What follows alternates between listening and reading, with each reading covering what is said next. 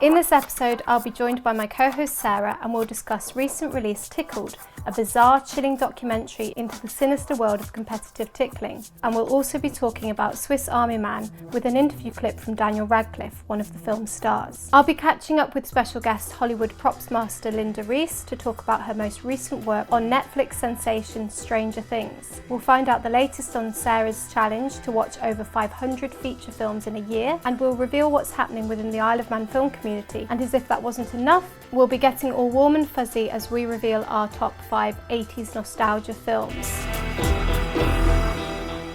I'm joined once again by our resident film fan Sarah, who watches at least 7 feature films a week. She'll be updating us on her 500 film challenge a little later.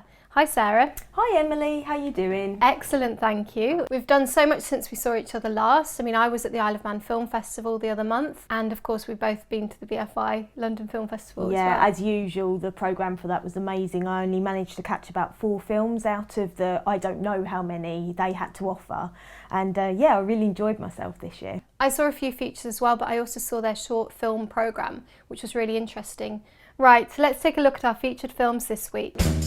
I've made a career out of looking at the weird and bizarre side of life. It's quite a kick. So when I discovered a strange video online, I knew I'd found my next story. CET, Competitive Endurance Tickling Group we got here. Competitive endurance tickling.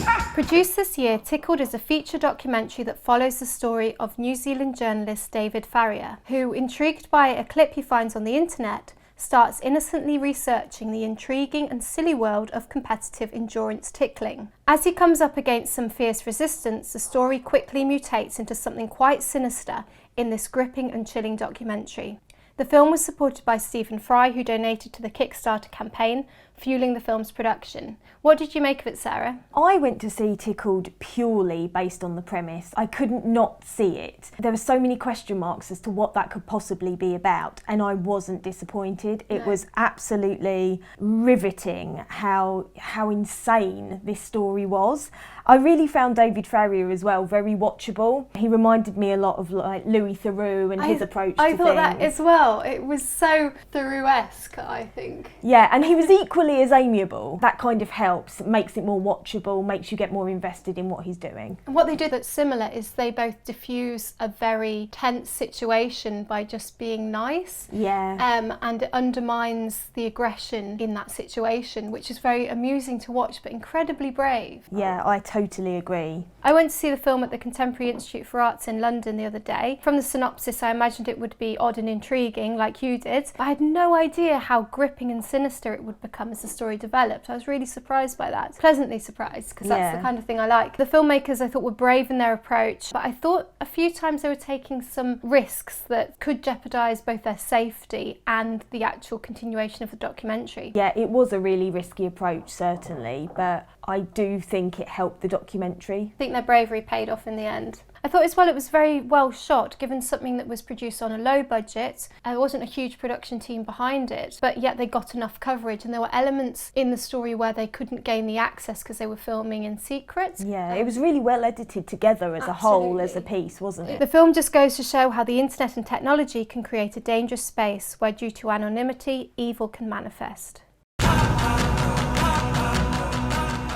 Swiss Army Man is a 2016 indie feature film that tells the story of a hopeless man stranded on a desert island who befriends a washed-up corpse, and together they go on a surreal journey to get home. Paul Dano stars as Hank alongside Daniel Radcliff, who, believe it or not, plays a dead body for the entire film. The film is directed by visionary duo, renowned music video directors Dan Kwan and Daniel Scheinert, aka The Daniels, who bring their own brand of bizarre, out-there creativity to the mix. Sarah, we went to see this at the Picture House Central's preview night ahead of general release. What did you make of it? Oh, this movie is completely out there, that's all I can say. It is. I don't want to spoil anything about the plot because I think it's vital you go in knowing nothing about what happens. Personally, I found it really funny, very troubling and deeply moving all at the same time. I would agree with you. I've got a question for you. What would you say the film's genre is? Yeah, the genre's really tricky, isn't it? Because Yeah. it's got so many elements of pretty much all of them. Well, I thought it was highly emotionally charged, hilarious, touching, surreal, dramatic. There were tropes of thriller genre. The Daniels have done an amazing job mashing all of these conflicting genres together, but with such an appealing outcome. I wouldn't have thought it would be possible. No, I know, and it's their debut as well in feature films, which I think just again adds to how amazing that feat is. I thought as well the on-screen relationship between the two main characters, Dano and Daniel Radcliff, was rather intimate, as you can imagine from the story's plot. In fact, we have a clip of Daniel Radcliffe speaking about what it was like to work so closely with his co-star. We did pretty much dive straight into it. We had a few days of rehearsal before, and that was very, very helpful. But yeah, on like the first or second day, we were doing the scene where he rubs spit on my face and like drags my face down his teeth to shave. So we were just like, okay, we're going to be getting very, very, very, very close on this film. And I think we both kind of arrived knowing that was the case, and there was no squeamishness. And you know, the scene in the cave where he's like making me talk, you know, Paul was being very polite, and I was just being, just grab my tongue, just stick your hands in my mouth, make me talk, it's fine. Like, so yeah, we sort of went into it with that attitude in it. I think it would have been. There was no time for that, any sort of nervousness around that sort of stuff, squeamishness, I suppose. You give a very close shave, I noticed. I do, yes, absolutely. Yeah, I found it really fascinating to hear Daniel Radcliffe talk about his experience on set with Paul Dano. I've got to say I'm a huge fan of his, and apparently, so we're led to believe, it seems as if he may be branching out into directing, which I certainly will be watching what he does on that. Each episode we discuss a film genre, theme or topic, and as we've got a special guest from the crew of 80s inspired Stranger Things joining us a little later in the show, we thought we'd keep our industry topic in the spirit of things. Yes, this episode I am so excited. We're going to be taking a look at some of our favourite films from the 80s and what it was about the decade that gave birth to so many Hollywood blockbusters that have stood the test of time. Retro geek, Instagram throwbacks, vintage style and hipster chic, it's totally rad these days to focus on retrospective in fashion, print, design and most importantly for us, cinema. You only have to look at the recent Netflix sensation Stranger Things to see a programme saturated with 80s popular references. The 80s as an era was characterised by the introduction of high concept, big budget Hollywood blockbusters. As big business took control of the studios, film budgets skyrocketed due to new technologies, developments in special effects and inflated salaries of name recognition stars. After the innovations of the 70s, films in the 80s were less experimental and original, but more formulaic and entertainment was king. By the end of the 80s, the average US movie budget was 18 million, a staggering increase from the 5 million figure at the start of the decade. Here are the 80s films that never fail to give us that all-important notion of nostalgia. Bring on the warm fuzzies. The first film I selected was Beetlejuice, which was written by horror specialist Michael McDowell and directed by Tim Burton, and is about a couple of recently deceased ghosts who contract the services of a bioexorcist in order to remove the obnoxious new owners of their home. Why did you select this film, Sarah? I really love Tim Burton's approach to movies and find the worlds he creates to be really darkly beautiful. This is a particular favourite of mine from 1988 because it's the perfect blend of humour, iconic acting performances from Michael Keaton, of course, and amazing special effects. All in all, a movie I'll happily see time and time again. And what was it about this film that you found particularly surprising? I was really surprised to find out that Michael Keaton's part of the film only lasted 17 and a half minutes out of a 92-minute running time, which is crazy. Wow. It seems like he's in it like literally all the time. That is phenomenal. I would not have known that at all. Brilliant.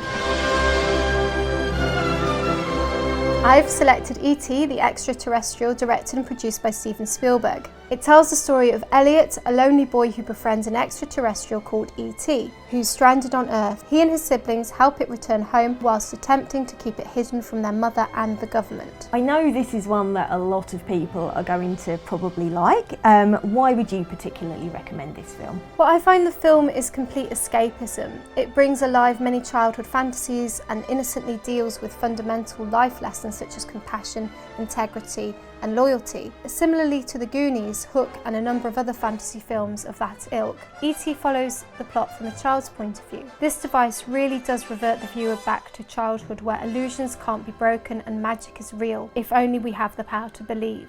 Watching it today, the music, special effects and plots are so evocative that it can transport me back to a happy, innocent place. Released in 1982 by Universal Pictures, E.T. was an immediate blockbuster, surpassing Star Wars to become the highest grossing film of all time, a record it held for 11 years until Jurassic Park, another Spielberg film, surpassed it in 1993. An amazing amount of trivia that I certainly didn't know there, but was there anything else more on the shooting side of things, the production side of things that you found out? Yes, I thought it was really interesting that Spielberg himself was the first voice of E.T. During shooting, Spielberg acted out the voice parts of E.T. by positioning himself just to the side of camera, uttering famous phrases like E.T. phone home, but also occasionally speaking in full sentences to better connect the character to the child actors. I'll be right here. What is so dangerous about a character like Ferris Bueller is he gives good kids bad ideas. So my second film was Ferris Bueller's Day Off, and that was written, co-produced and directed by the amazing John Hughes. And as most people will know, it's about a high school wise guy who is determined to have a day off from school, despite what the principal and his older sister thinks of that. I've seen this film and thoroughly enjoyed it. Why did you select it? It makes me smile every single time I watch it, barring none, and I've seen it so many times now. I don't know whether it's the fact that the movie encourages living life to the fullest, or as a result of being on this crazy adventure with Ferris, Cameron and Sloane, but I always feel uplifted and happy every time I've ever seen it, and I just love it. I think as well it does the same thing that E.T. does, in that it allows you to revert back to when you were a teen. Yeah. So when you would have watched it, you may have been going through the same part of life as the characters were. Yeah, So now definitely. when you watch it again, it doubles up on that nostalgia level for you. And he's a bit of a rebel as well, do you know what I mean? In quite an innocent and sweet way. Yeah. He's naughty, but you know, he's kind of winning at the same time. So what did you find out about this film that was particularly interesting? Well, apparently John Hughes personally designed Ferris's bedroom and mirrored most of it on his own bedroom when he was in high school, which I thought was quite charming. Excellent, lovely. Hello, Ghostbusters.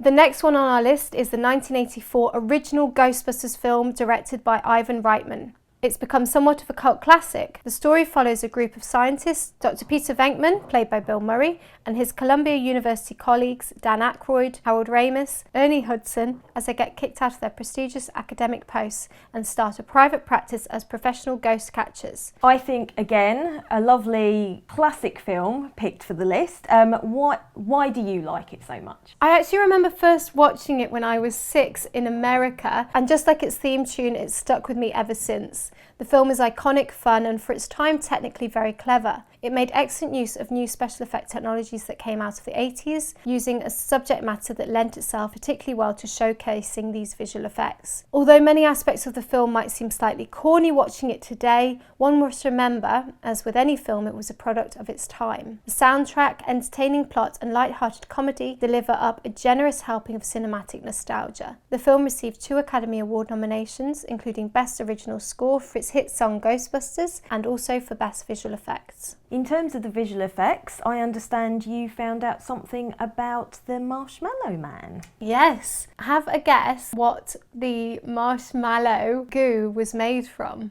Okay, so it's not marshmallows. No, it's not marshmallows. I really don't know. It's actually made from shaving cream. Oh my God! I know. More than 50 gallons was dumped on Walter Peck, almost knocking him to the ground during the filming. Ghostbusters. The last film on our list was Blade Runner, and that was based on the novel Do Androids Dream of Electric Sheep by Philip K. Dick, and is a classic envisioning of a dystopian future set in 2019 Los Angeles. I need you, Dex. I need the old Blade Runner. The film focuses on a replicant hunter who must pursue and try to terminate 4 replicants who stole a spaceship and who have returned to Earth to find their creator. I absolutely love this film. I remember studying it at university. Why did you select this film as a classic nostalgic 80s film for you? It's a bit of a strange one, this one, because I wouldn't say it makes me feel warm and fuzzy with nostalgia as such, but it really blew me away and it stayed with me for a long time. Ridley Scott's creative vision, especially with regards to the location in which the film's set, was just mind-blowingly good. I've read quite a few Philip K. books also and have enjoyed every single one of them, and this movie, in my opinion, is one of the best interpretations of his ideas out there, along with Minority Report and A Scanner Darkly. Excellent. What interesting facts did you find out about the production of this film? Well, along with Ridley Scott, apparently in 1969 Martin Scorsese showed an interest in doing something with this novel, but the novel was never optioned and so the project fell through. But I really would have liked to have seen what Martin Scorsese would have done with it. Well, it's one of those scripts that would be quite fun to give to several iconic directors and see what they'd do with it. You know? Yeah, I mean, why do people not do that? No. That would be awesome. Stamping their vision on it. We asked you on Facebook about your favourite 80s films and we had a tremendous response. It's a really popular topic. Musician Ian Seagal-Berry agreed with me and voted for Ferris Bueller's Day Off. Script supervisor Ben Desmond, who was a previous special guest on the show, recommended Back to the Future. Oh, Back to the Future. Yeah, awesome. Good choice. Philip Hawkins and Lynda Reiss, our special guest up next, went for Inner Space. Again, fantastic choice.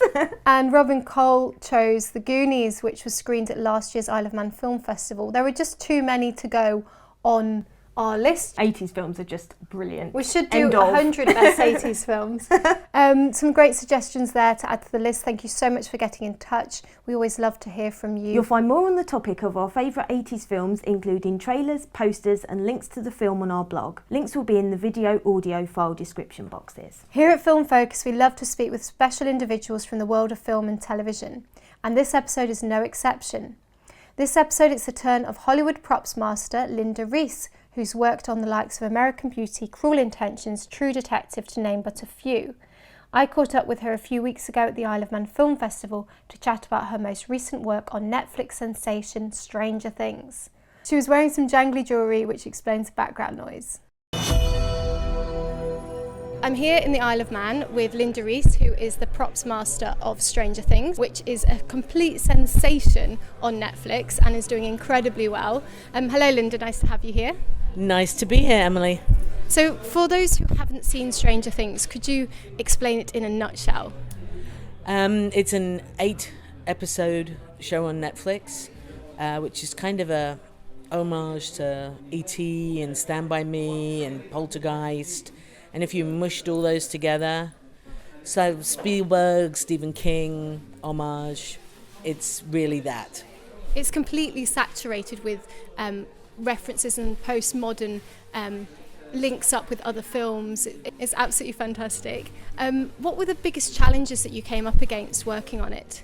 For me, in the prop department, I have to have multiples of things. I can't just have one bicycle, because I have a principal child riding a bike, I have a stunt person riding a bike, I need doubles for those bikes. So the bikes were the biggest thing, because trying to find vintage bikes and find 4 matching vintage bikes 4 times was pretty hard. So what I ended up doing was finding contemporary bikes that we then pulled apart and bought banana seats and lights and big handlebars, and we painted them and changed them and created those bikes that you see in the show. So you basically had to reconstruct them from scratch? Yes, we MacGyvered them, as we like to say. Amazing. So for those who don't know what a props master does, could you explain the job role? We're in charge of anything that an actor touches. So we start with the script and we go through and we source what is scripted. Then we look at the scenes, for example, the school. Not only are there specific props scripted, but then you've got 150 kids coming to school in 1983 when they didn't really use backpacks. So we needed binders and folders and books and school books that all had to be right.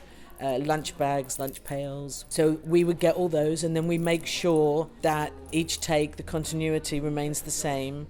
So I have a set person who works with me, who runs the set and makes sure that the continuity side is right. I get all the stuff together, and then we work out what we need each day, and when the circus comes to town, and we take everything out and we shoot and we put it all away and we go home. And there's a lot that rests on each individual item, so it is a highly pressured job to get it right. Yes, and quite often there's time, well, most of the times there's time element and money element. So that I have to look and see where I spend my money. For example, the school books, the school folders that everybody carried, these Trapper Keepers. To buy the period ones are $40, $50 a piece. So I was able to find multiples of those, and I bought them for my principal actors. But then we took those covers and we scanned them and we printed them and we stuck them on new binders, and we added an extra piece because the Trapper Keeper has a little flap that closes it. Yeah. And so we made those for the background kids, and so we do a lot of that where we'll create multiple things on a slightly cheaper level. In an ideal world, I'd have everything, period, but you can't always do that. No, of course. I've had the pleasure of working with you before on a Harrison Ford film, Paranoia. We created the dead body scene, which was fantastic. For those interested in maybe a career in the props department, maybe as a props master, what advice would you give to people? You have to start as an art department runner and always say that you want to gravitate towards the prop side. Having a joy in making things and a way around tools and glue guns and paints and that kind of stuff is always great. You have to kind of think outside the box all the time.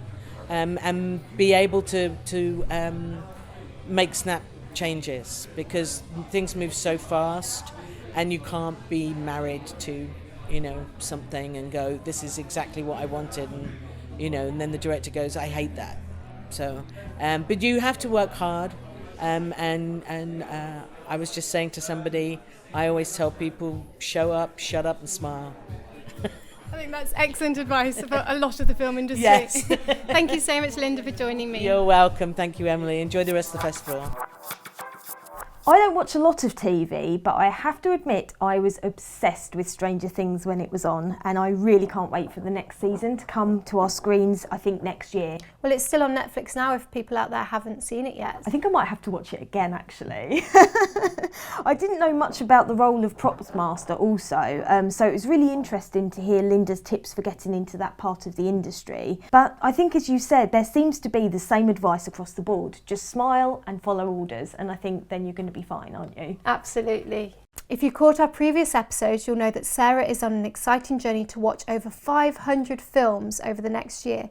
That's on average 46 a month, 9.6 films a week and 1.36 films a day. Before we draw things to a close for another episode, Sarah, can you give us an update on your progress? What number are you up to, and what's your favourite film that you've watched since we last spoke? Sadly enough, I'm nearing the end of my challenge. I think it's around the 6th of December I've got until to watch all my 500. I think we need to have a drum roll. How many are you down to? I've watched about 450 at the moment. I especially enjoyed my John Carpenter marathon in preparation for seeing him perform his film and personal compositions on Halloween night. His compositions, basically his music. So it was an amazing event. It was really great to rewatch some of his absolute classics like Halloween and, Big Trouble in Little China, Escape from LA, all of those fantastic things. When I set you the challenge a year ago, I wasn't quite sure whether you would keep on track with it, but the fact that you're almost there with a year, that is quite phenomenal. I know. You're the most dedicated film fanatic I know. Can I throw a bonus recommendation in there? Always. A film I saw at the BFI London Film Festival, which is called Flemish Heaven. It was selected for the Toronto Film Festival to be screened in their Discovery section, and really worth a watch. Yep, I will certainly check it out. Thank you very much. If you'd like to follow Sarah's progress, go to YouTube and search for Sarah 500 Film Challenge. We'll include a link on our blog page as well. There's also a place to comment and suggest films for her to watch, like I've just done. It's always great to hear from you, so keep your comments coming in. Now, from my challenge update to what's happening on the Isle of Man, there's always something to get involved in on on the island. So what's the latest information we should know about? Well, Man in Shorts, which is the short filmmaking scheme on the island, is gearing up for a busy 2017. The 3 short film project finalists of this year's Pitch Fest event are in pre-production stages and set to shoot from February and through the summer. Man in Shorts trainees, aka shorties, will fill crew positions on these projects, and in preparation for the shoots there will be more filming workshops held in the coming months.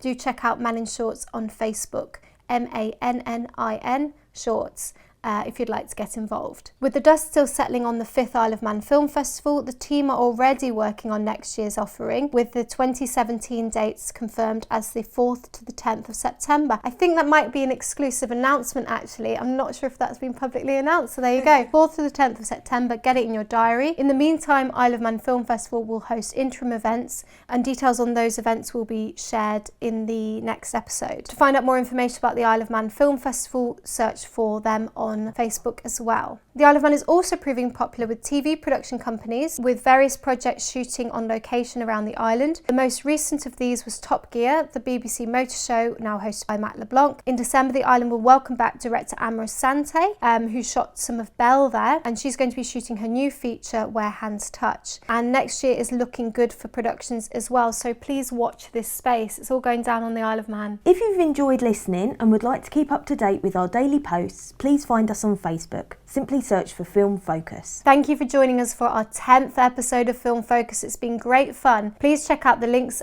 in the audio and video description boxes for more from Film Focus. You'll be able to find a blog post of this episode over on our site, featuring links, movie posters, trailers, and a summary of our thoughts this week. There's also space to leave your comments and have your say. We'd love to hear from you. Also, a little reminder that Film Focus is available on iTunes, so do search for Film Focus on your podcast app. We'll be back soon with more from both Sarah and myself. See you then!